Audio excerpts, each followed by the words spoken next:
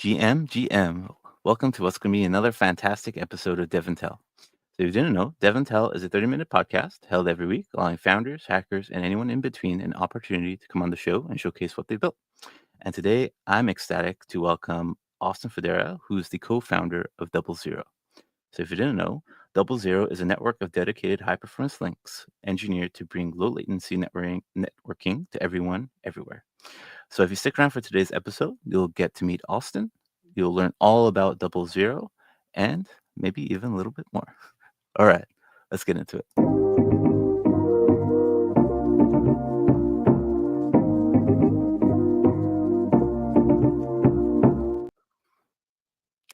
GM, welcome to the show, Austin. I'm ecstatic to have you on today, man.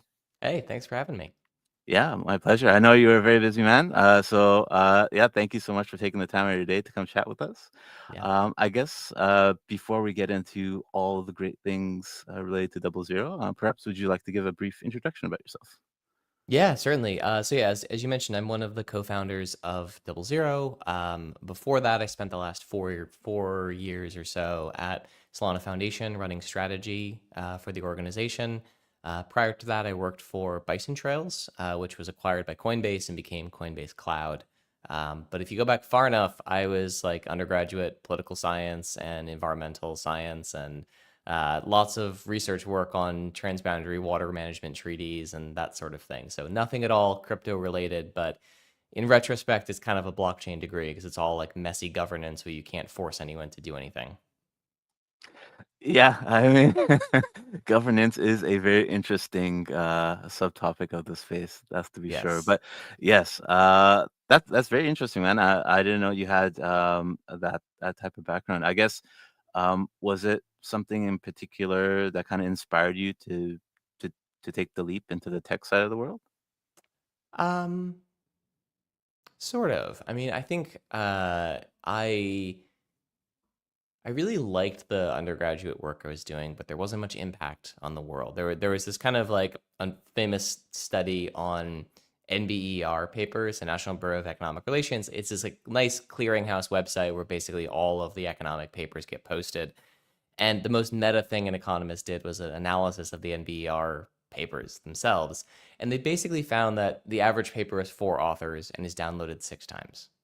And you're like, oh man. So like every author downloads it and then not even their mom is reading it. And it was just like, oh, that's pretty rough. And so for me, I wanted to do stuff that was going to have more of a positive impact in the world. And I actually spent the first 2.5 years of my career working in journalism and for a national public radio. And then I sort of got to a place where I was seeing people that were like much older than me. Like I was like 22 at the time, and they were like people who were like 32 that were like getting promoted. I was up against them for jobs, and they were obviously getting the job because 10 years more experience, even if the job doesn't require it. And I was like, all right, this is a dead end. Like this is not exactly. And I had been, someone who I would say is probably not as much in favor in tech anymore, but back in 2014, like Kara Swisher and Walt Mossberg and all the Recode conference and All Things D, and like that was they were the best interviewers at the time around like this stuff. This is before Acquired launch, which now is like the default like best technology business podcast by far is Acquired. But like Peter Kafka was doing stuff back then too, and I just sort of was like, oh, this feels very interesting. This idea of like technology and tech startups. And so I started working for a robotics company in Cambridge, Massachusetts. Was there for about 18 months before making the jump into financial technologies. Started working for a company that turned out to be on the verge of bankruptcy, which I did not know when I joined them. But their last attempt to build something was a borrow lend token on Ethereum in 2017. And this is before we even had like the word DeFi, basically. It failed, it didn't work. Company kind of did a hard pivot and laid everyone off. But I got hooked on crypto at that point. Then went to work for Republic, launched Republic Crypto with them, a bunch of stuff like that. Wow, that's certainly quite the journey. And yeah, I guess all those experiences led you to the Solana ecosystem. Yeah. And you were leading strategy there, if I'm not mistaken, right? Yes. Uh, would you want to just double click into that experience for a bit? Yeah. Really curious to hear about it. Yeah, so Bison Trails got acquired by Coinbase. Coinbase was not going to be the right place for me. And I was started interviewing with a bunch of L1s and L2s. And at the time, this was the end of 2020. And the prevailing wisdom at the time was that sharding was going to solve everything. This is back when Ethereum was going to have sharding on the actual L1 itself. And all of like whether it was Polkadot or Near, everything was sharded. And I sort of had this thing in the back of my head because I've been working on ETH2 staking infrastructure at Bison Trails about like how the heck is DeFi going to work in a sharded ecosystem? Like, how, isn't the whole point of the Ethereum L1 composability? And aren't we fundamentally breaking composability with sharding? And everyone sort of be like, you're not an engineer, don't worry about it. This is a solved problem. Bridges are going to solve this. We'll have state proofs. And look, it's 2025 and like we don't even have that stuff now. But I was talking, I was interviewing with a bunch of folks, and I had offers from like some major L1s and L2s. And this guy I used to work with, Ben Sparango, had just left Multicoin to join Solana because Multicoin had done a big investment in there and they kind of placed him into that organization. And he was like, you should come talk to Solana. I was like, I worked with 50 protocols at Bison Trails. We never talked to anyone at Solana, even though we technically supported them. He's like, no, like come talk to Raj and Toli. And I remember sort of going into this being like, I don't really know much about Solana. I'm not sure I really want this job, all that sort of thing. And my first question to Toli was like, so I've been working on a bunch of ETH2 stuff, and a lot of really smart people tell me sharding's not going to be a problem. What do you think? And he sort of laughs and he goes, sharding's never going to work. You need one global state machine with competitive markets. Like Ethereum was right. Like he literally was like, Ethereum was totally right. Like you want everything in one state. I don't know what they're doing now. And, this was this moment where I'd love to say, I was like, oh, Solana's going to be $120 billion someday. But really the entire thesis for me was like, I'm going to learn way more at this company taking an orthogonal bet to the market than I'm going to learn going to work for a company building the exact same thing as everyone else, trying to like fight it out in the trenches.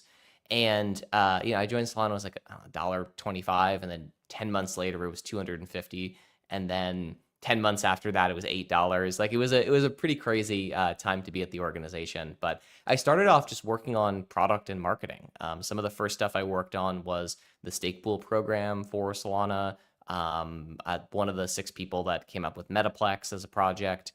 A bunch of that type of stuff before moving into like the head of comms role after Breakpoint, which is sort of like an accidental role. It wasn't like what I intended to be. I had no formal comms training or anything like that, but it was just what we needed at the time. And then in 2023, moved back into the strategy side of things. Wow, that sounds so exciting and like quite the experience. I bet. I mean, it's really great to see kind of Solana continuing to take these steps and evolving. And I think it's become pretty much a staple in the DeFi ecosystem today. And I think it's just going to keep growing. And I don't know. There's always chat of who's going to eat whose market cap, but Yeah. we're not here to chat prices. We're here to chat cool tech. Yeah, I Right. mean, it's interesting too because I think we've seen a lot of really interesting application layer innovation. And as much as like Hyperliquid and Lighter are like L2s or L3s or their own L1, like depending on who you ask, they're really single application environments. And the Cosmos app chain thesis is alive and well. It's just not on Cosmos. And I think it's really interesting that like this idea of application specific L2s seems like maybe there's something there to it. What we haven't seen is any non-application specific L2 or L1 or L3 or whatever. Again, like what is Hyperliquid, an L1 or an L3? Depends if you're looking at it from the perspective of USDC or if you're looking at it from the perspective of the state. But we haven't really seen a general purpose L2 get any significant amount of traction in performance. Like there's stuff happening on base, but none of it's performant. And so I'm really interested to see like how Mega ETH and Monad, if they're able to break into that market, because there's actually nothing competing with a Solana today on speed and performance in a global sense. It's all on like specific applications. And so yeah, I obviously like I still believe very strongly in the Solana vision of the world, but like I think it's about to get much more interesting and probably very good for every consumer out there, because what you want is competition. And there really hasn't been serious competition for Solana yet. Yeah, competition brings out the best in everyone. So, and I'm with you. I'm keen to see how some of these new entrants into the ecosystem perform. And Yeah. I mean, application specific chains have always been something in my mind. I always thought, there's always like it's very hard to do a one size fits all thing, right? So yeah, Yeah. we'll see how it plays out. We'll see how it plays out. But I have hope. Um, I guess segueing now, let's get into all things double zero. What is double zero? What's your elevator pitch of it? Yeah, DoubleZero is a new type of project. There's nothing quite like it in crypto. What we are building is functionally a new internet designed for high performance distributed systems like blockchain. And what that means is, all of the blockchain today, all of blockchain that's ever existed runs on the public internet. And the public internet is a great, awesome resource. We all know and love and use it. But real companies don't use the public internet. And that's kind of like a weird thing to say, but you think about like all these companies that are large public internet companies, whether it's Facebook or Meta or Apple or Google, YouTube, trading firms, financial technology firms, even eBay, they don't use the public internet. They all run private dedicated fiber networks because the public internet is not fast enough to suit their needs. And that's kind of a crazy thing when you think about it, is that like we basically have built a parallel or a whole bunch of parallel corporate internets that are designed for one use. Meta is actually the largest investor in subsea fiber anywhere in the world. And so the thesis of DoubleZero was, if blockchain is truly going to compete with centralized systems, not just TradFi, but especially TradFi, we really need to be rethinking the fundamental foundation. And the fundamental foundation is not like Ethereum or Solana or Bitcoin. The fundamental foundation is like, what physical cables are you running on? Like, let's get down to like OSI layer 1 and 2 here. Let's not be playing around with layer 5 and 6. And from that perspective, crypto has always been playing with a major handicap, that it is all like the trading firms will always outrun you. This is why so much volume happens on centralized exchanges, is because these financial firms are able to use the same types of predictable technologies that they use on Wall Street, on Binance or Coinbase or Bybit or Upbit or OKX. And so our goal is to accelerate blockchain by a decade in the next 2 years. And this is really about saying the validator clients now are fast enough. Like, you go back to 2020, like you ran Geth locally, you couldn't get it that fast. Like, it just, the software was not built for performance. And we're in a different place now. Solana has validator clients that can do near 1 million transactions per second. I think Aptos and Sui have similar synthetic benchmarks. Mega ETH and Monad are coming out. Like, we're in a very different situation now, where the limiting factor is the connectivity layer. It's not the quality of the software anymore. So you would say, if I understand correctly, double zero is kind of like a turbo boost for any protocol looking to basically speed up their system. Yeah, I mean, like, look, there's all sorts of opinions in this space on analogies, but you can think about it sort of as the difference between like the highway system and county roads, where you have highways have a little bit more limited egress and ingress points. They have entry ramps, but once you're on it, you can go. If you're in Germany, you can go 150 miles an hour, and you can't do that on a country road, even in Germany.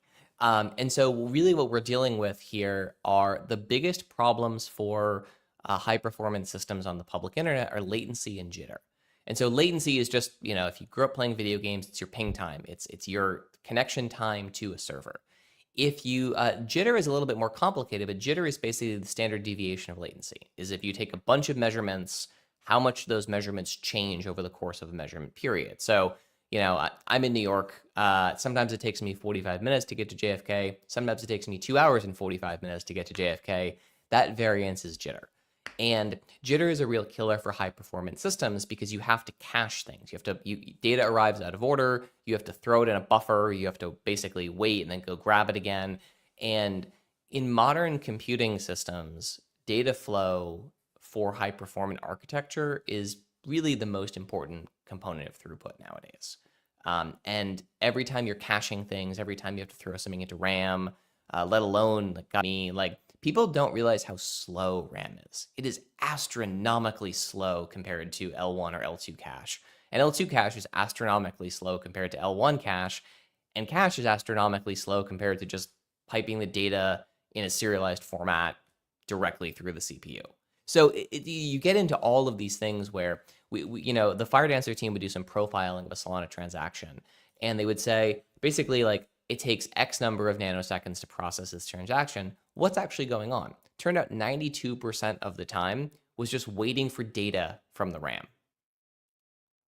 And so you Oh, look at these systems and you say, okay, like on this very micro level, I can make this system astronomically more performant by just saying, okay, maybe we need to think about hot state and cold state differently. Like if we're going out to like, there's a whole project to move all the account database of Solana into NVMe. And then everyone was like, actually, maybe we've done something bad here because now if you're fetching data from NVMe, it's so much slower that the bottleneck is like the PCIe bus. And we're getting pretty deep on this stuff, but this thing scales up perfectly fine to the network layer too, which is like if all your optimizations can come from optimizing the flow of data between the NVMe, the RAM, and the CPU, well, we can a millionfold that performance increase just by looking at the networking layer and saying, okay, if we can link everything with high bandwidth, like high capacity pipes that are also low latency and very predictable, we can now design systems that are able to move much more quickly because they have to buffer less data, further up in the stack, for lack of a better term. interesting, Yeah. interesting. And yeah, I mean, and don't be afraid to get technical on the show. We are Okay. developer heavy, Great. so all good there. And I guess from a consumer perspective, who's able to utilize the double zero tech? Is it chain agnostic or is it specific to Solana?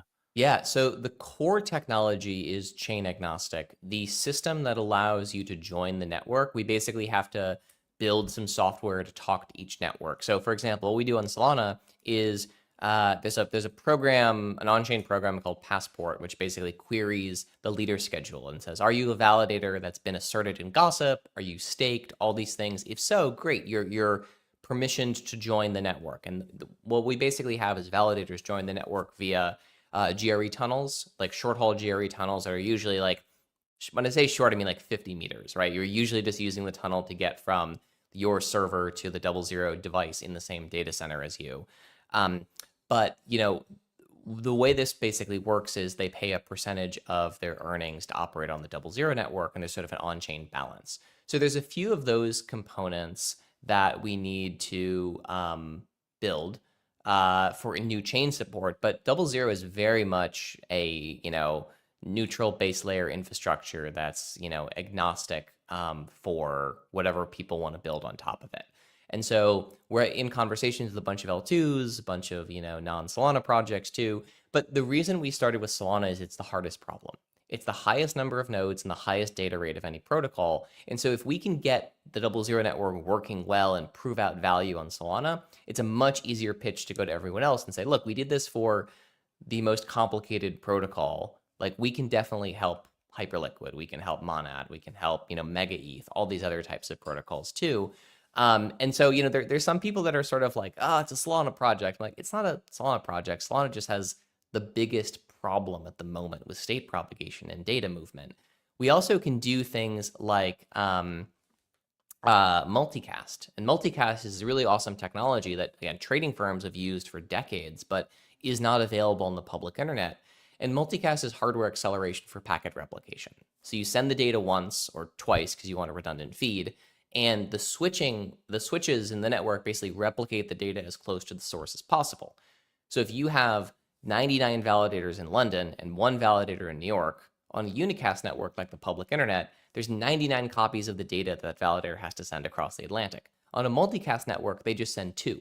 And then the switch at the end replicates that data onto all the validators on the other side.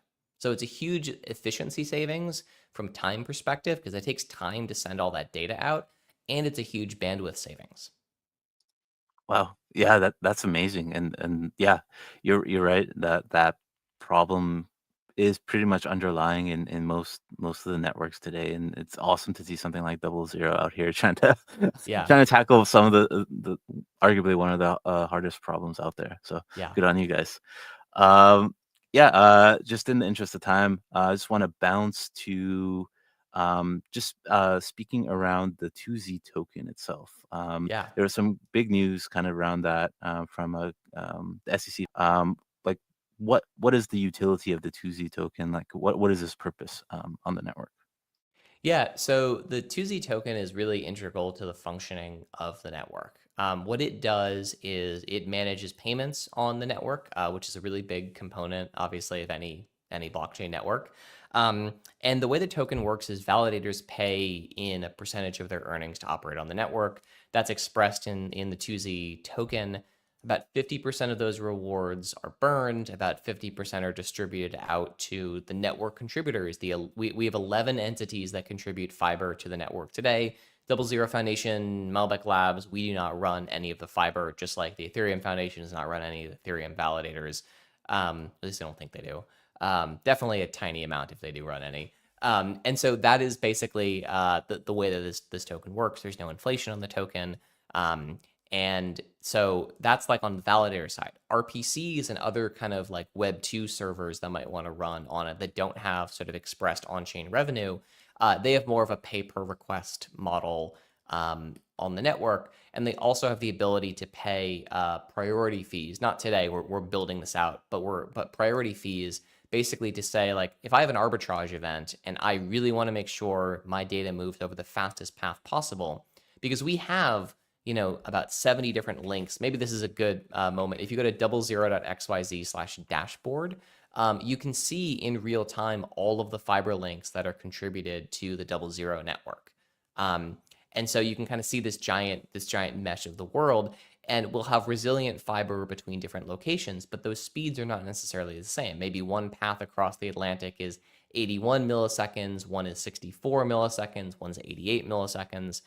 And if you're a trader and you're like, look, I've got a $100,000 arbitrage opportunity, the same way that you'll add a MEV boost fee or a Jito tip to your transaction, you're going to add it to the network layer, because most of the latency in these systems today is not intrinsic to the system. The latency is actually getting from your trade server to wherever the block is being built in the world.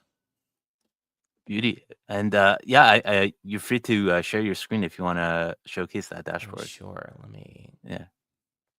So yeah, it's pretty interesting. I think what we've all right, is that loading for you? Great. Yes, sir. So yeah, Yeah. this is doublezero.xyz/dashboard. We've got about 30% of Solana running on this today. You can actually go in and you can click on a specific fiber link, and you can say, like, let's look at like London to New York City. Okay, this is a 10 gigabit link. Here's the latency. Here's the jitter. Here is its utilization.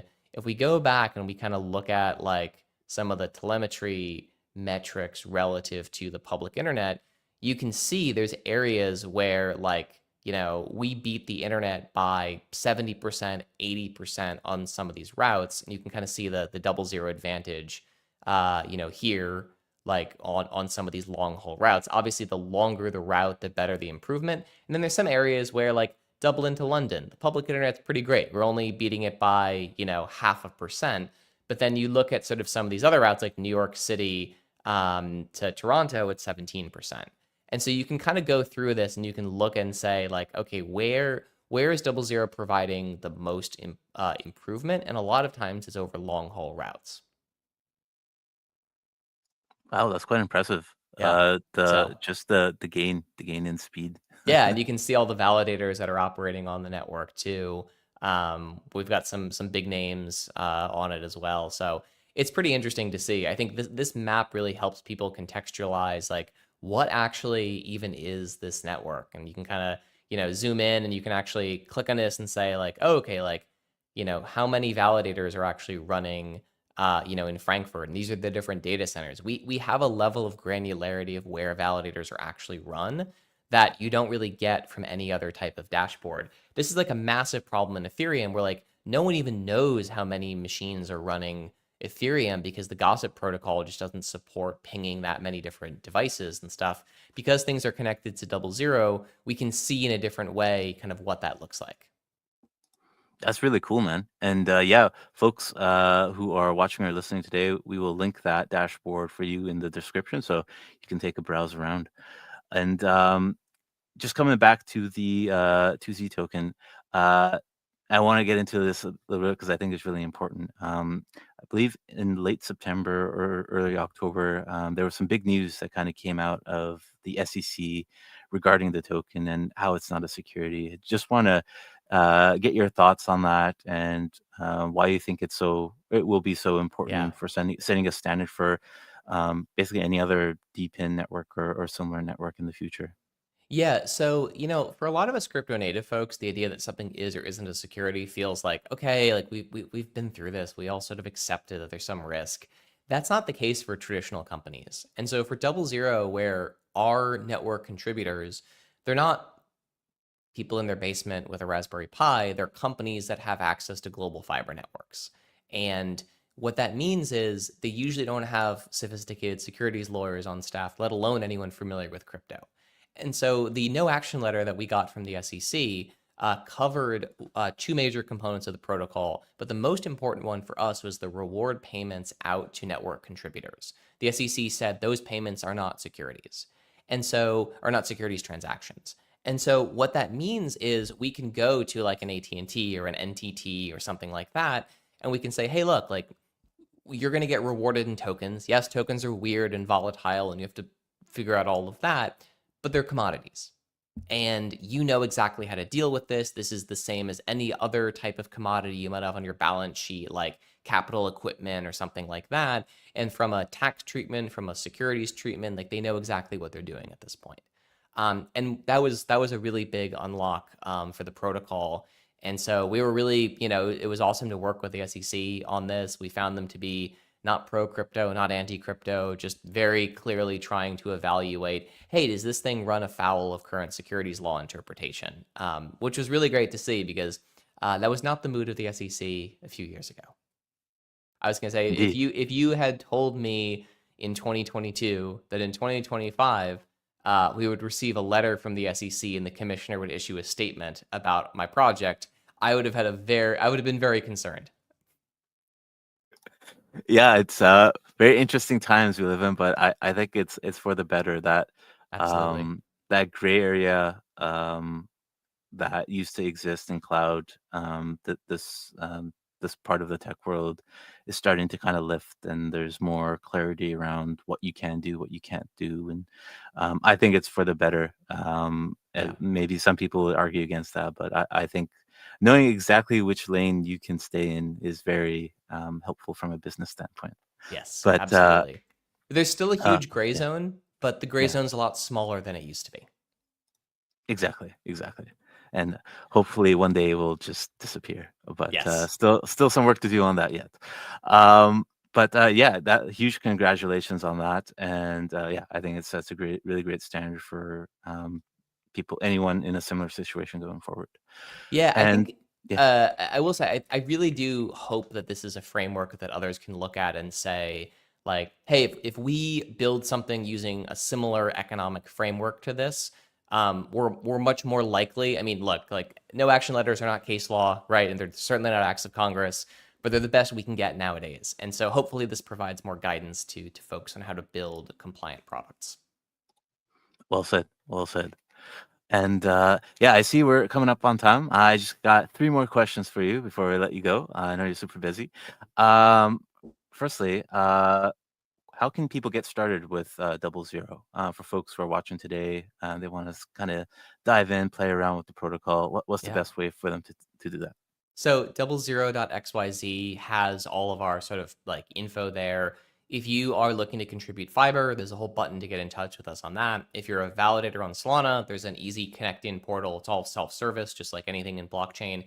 But if you're a protocol developer working at another protocol, interested in kind of learning, is this interesting for us? Could we integrate with this? We'd love to talk. DMs on Twitter are a great way to reach me, or anyone else on the team. Tom Warner runs Blockchain BD for us and is also a great person to reach out to. So yeah, I think we are at a place now where we are basically ready to start adding additional protocols to the DoubleZero network. And so yeah, if you feel inspired, we'd love to talk. Exciting, exciting. And I guess in a similar vein, are you guys hiring? Are you looking for any particular roles? Well, we are a developer heavy audience here, so Yeah, yeah. so there's a careers page at doublezero.xyz as well. It's way down in the footer, as all good job links are buried at the bottom. There's a few roles we have open at the moment. We're always hiring network engineers at Malbec Labs, so that's a really big component now. We're about to open a job for a smart contract engineer to join our team. We've got a few people working on that already, but I think it's a pretty fun, interesting job because it will have to engage with multiple different types of networks. And so it's not like, oh, this is just a Solana job or just an EVM job. Like you're going to have to support Aptos and Sui and Solana and RISC-V architectures and all sorts of interesting stuff. So it's a nice interdisciplinary dev role that also really focuses on low-level performance optimization. I mean, folks, developer DAO is chain agnostic, protocol agnostic. So if that sounds like something up your alley, definitely apply at DoubleZero. And I guess in terms of the roadmap for DoubleZero, is there anything that you can share in terms of what you guys are thinking of doing in 2026? Yeah, I mean, it's really like expanding out the fiber network, adding support for new networks and new network systems, both on-chain systems and off-chain systems. We've had a ton of inbound and interest from, like all sorts of other types of protocols outside of crypto too, which is always really interesting. So like AI systems and storage systems, these sorts of things. The prioritized data is a major one for us, though. I think that sort of trader-focused type of product is something we'll definitely be rolling out in 2026. Exciting. Awesome, man. Love to hear it. Yeah. And just to end on a bit of a fun note, I've seen a bunch of these IDRL black sweatshirts floating around. How do people get those? Do they have to go to a conference and hit up your swag station? Eden is the keeper of the swag, so you can bug her on Twitter. I think we also do, I don't know if they're there. We've got some stuff at shop.doublezero.xyz. So there's some stuff there. I don't know if the IBRL hoodies are still there. We only made like, I think like 200 of them, 300 of them, something like that. So like when they're gone, they're gone. So if it's interesting to you, yeah, bug Eden, or there might still be a few available online. Awesome, awesome, good stuff, man. Yeah, Yeah. With that, unfortunately, we've come to time. I think we could have probably gone another hour or so on a bunch of different things, which is great. But Austin, thank you so much for taking the time out of your day to come chat with us today. Really exciting to see all the work you guys have done with DoubleZero and all yeah, the great stuff that's going to come along in the future. awesome. Appreciate it. Yeah, my pleasure. And with that, I just want to wish everybody a very happy Friday, happy weekend, wherever you may be. And we will catch you back here next week for another great episode of DevNTell. Till then, Awesome. have a good one, folks.